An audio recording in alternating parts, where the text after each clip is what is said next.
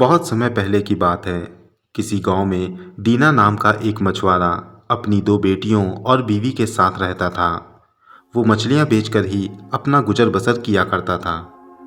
वो उस गांव में सबसे गरीब था। मछलियों पर ही उसका सब कुछ टिका हुआ था।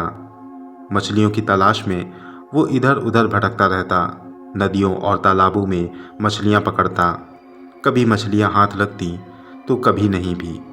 इसी तरह से वो दिन पर दिन नए नए तालाबों और नदियों की खोज किया करता था। इसी बीच उसकी नज़र एक ऐसे तालाब में पड़ी जिसमें बड़ी बड़ी और कीमती मछलियां थीं। बाजार में उनकी कीमत बहुत ऊंची थी। दीना सोचने लगा कि क्यों ना वो उन मछलियों को पकड़कर बाजार में बेचे। इससे वो एक दिन में इतने ज़्यादा पैसे कमा सकता था जितने कि वो मामूली मछलियां बेचकर पूरे हफ्ते भी नहीं कमा पाता था। मगर दिक्कत की बात ये थी कि जिस हिस्से में वो नदी थी, ज़मीन का वो हिस्सा सरकार के कब्ज़े में था। दिन के वक्त वहाँ पर पुलिस तैनात रहती थी। वो वहाँ की ज़मीन में किसी को भी अंदर नहीं आने देती थी, ना ही वहाँ के पेड़ पौधों और नदियों में किसी को हाथ डालने देती थी। दीना मन ही मन ये सोच रहा था कि किस तरह से जाकर वो मछलियाँ पकड़ने में कामयाब हो। उस जगह पर सिर्फ दिन के वक्त पुलिस का पहरा होता था। रात के वक्त वहाँ कोई नहीं होता था। जब इस बात का पता दीना को चला तो उसने फैसला किया कि वो रात में जाकर मछलियाँ पकड़ के लाएगा। उसने एक रात को अपना जाल उठाया और नदी की ओर निकल पड़ा। घर से काफ़ी दूर वो पैदल ही नदी की ओर चला गया।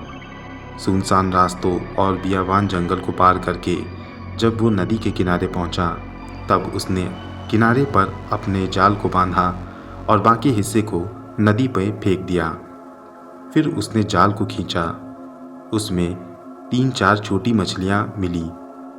उसने उन मछलियों को रखा और दोबारा से फिर जाल फेंका। फिर खींचा तो कुछ कचड़े के साथ 2-4 मछलियां और निकली, मगर अभी बड़ी मछली हाथ नहीं लगी थी। उसने इस तरह से 4 बार जाल फेंका। चारों बार उसके हाथ में सिर्फ छोटी मछलियां ही आई, मगर 5वीं बार जब उसने जाल फेंक कर खींचने की कोशिश की तो वो जाल उसे बहुत भारी लगा। दीना खुश हो गया। उसे लगा कि उसके हाथ बड़ी ही मछली लगी है। वो जाल को तेजी से खींचने लगा। जाल था कि खींचने का नाम ही नहीं ले रहा था। यूँ लग रहा था कि उसने किसी 1 कुंतल की चीज़ को अपने अंदर फंसा लिया है। दीना जाल खींचने के लिए पानी में उतर गया और जाल को खींचने लगा। जाल बहुत भारी हो चुका था, मगर किसी तरह वो जाल को खींचकर किनारे तक ले आया और खुद भी पानी से बाहर निकल आया। जब उसने जाल को खींच के किनारे किया तो उसके सामने जो आया वो उसका दिल दहला देने के लिए काफ़ी था। इस बार उसके जाल में कोई मछली नहीं, बल्कि 13-14 साल के लड़के की एक भारी भरकम लाश पड़ी थी, जो पानी में कई दिनों से पड़े रहने के कारण काफ़ी ज़्यादा फूल चुकी थी। उस लाश की खुली हुई आंखें दीना को घूर रही थीं। ये सब देखकर दीना काफ़ी ज़्यादा खौफज़दा हो गया। उसे समझ न आया कि वो अब क्या करे। वो वहाँ से भागना चाहता था। उसने झट से जाल को खोलना शुरू किया। उसने फटाफट जाल को खोला। लाश को किसी तरीके से धक्का देकर पानी के नीचे ढकेलने की कोशिश की। अपना जाल वो जैसे ही छुड़ा पाया, उसने बाकी की मछलियां बटोरी, गठरी में बांधी और वहाँ से भागने लगा। जब दीना ने लाश को ढकेला था तो उसके पांव पानी में डूब गए थे और लाश का आधा धड़ पानी से बाहर ज़मीन पे पड़ा हुआ था। दीना जब भागते हुए बाहर की ओर आया, उसने पलटकर एक बार देखा तो जो अब उसे दिखाई दिया वो देखकर तो दीना और भी ज़्यादा खौफज़दा हो गया, क्योंकि इस बार लाश पूरी तरह से पानी के बाहर थी और वो पेट के बल लेटी हुई दीना को घूर रही थी। ये सब उसका दिल दहला देने के लिए काफ़ी था। दीना तेज कदम बढ़ाते हुए नंगे पांव ही अपने घर की ओर भागने लगा। अब दीना को अपने पीछे से हवा में तैरती हुई एक आवाज सुनाई दी। दीना, दीना, कहाँ भाग रहे हो? रुक जाओ दीना, रुको दीना। जब ये आवाज़ दीना को सुनाई दी तो वो और तेजी से भागने लगा। तेजी से भागने के कारण दीना की गठरी से एक मछली उछलकर नीचे गिर गई। जब वो मछली नीचे गिरी तो आवाज़ आनी बंद हो गई। दीना ने पलट कर देखा तो वो लाश वहीं बैठकर उस मछली को कच्चा ही चबा रही थी। ये देखकर दीना के मन में एक तरकीब आई। उसने अपनी गठरी से 2 मछलियाँ और निकाली और वहीं रास्ते में डाल दी। जब दीना भागते हुए थोड़ी दूर और पहुंचा तो उसने देखा कि वो लाश उन दोनों मछलियों को भी कच्चा खा रही थी। वो उन मछलियों को 2 से 3 निवाले में खाकर फिर दीना के पीछे भागने लगती। उस लाश को ऐसा करते देख दीना ने अपनी सारी मछलियाँ उसी सड़क पर फेंक दी और वहाँ से भागने लगा। कुछ दूर भागने के बाद जब दीना ने पलट कर देखा तो उसने पाया कि वो लाश वहीं बैठकर उन मछलियों को खा रही है। अब दीना अपने जाल को पकड़े हुए भागता हुआ अपने घर पर आ गया। घर आकर उसने तेजी से अपना दरवाज़ा खटखटाया। उसकी बीवी ने कुछ ही देर में दरवाज़ा भी खोल दिया।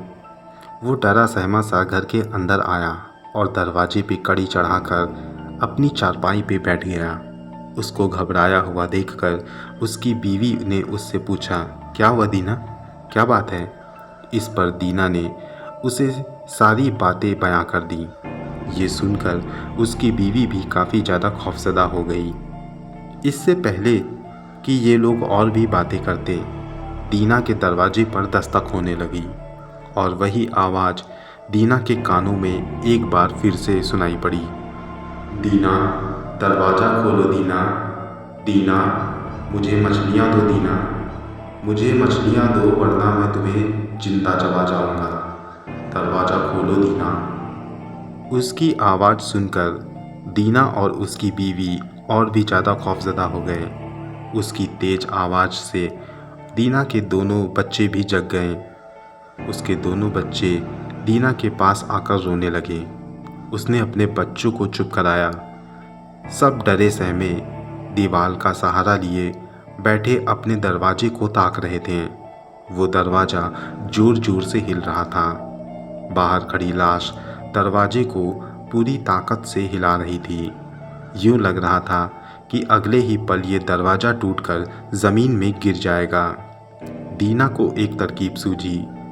उसने घर में पड़े हुए कुछ भारी सामानों को दरवाजे के सहारे से लगा दिया और फिर अपने दोनों बच्चियों को लेकर वो उसी कमरे में एक दीवार के सहारे बैठा भगवान से प्रार्थना करने लगा। और फिर कुछ देर के बाद उस लाश की आवाज़ आना बंद हो गई। मगर डर के मारे दीना और उसके बच्चे और बीवी वहीं पर बैठे रहे। वहीं पे बैठे बैठे उन लोगों ने सारी रात काट दी। फिर कुछ देर के बाद उन्हें बाहर चहल पहल महसूस हुई और उनकी खिड़की से सूरज की रोशनी अंदर आती हुई दिखाई दी। दीना ने बाहर जाकर देखा तो अब सवेरा हो चुका था। उसने उसी जगह पर जाकर देखा जहाँ पर उसने मछलियाँ फेंकी थी तो उसे मछलियों के कटे पिटे हिस्से मिले। दीना ने उस दिन से कसम खा ली कि वो अब रात में मछलियाँ मारने नहीं जाया करेगा। और फिर दीना वापस अपने घर पर आ गया।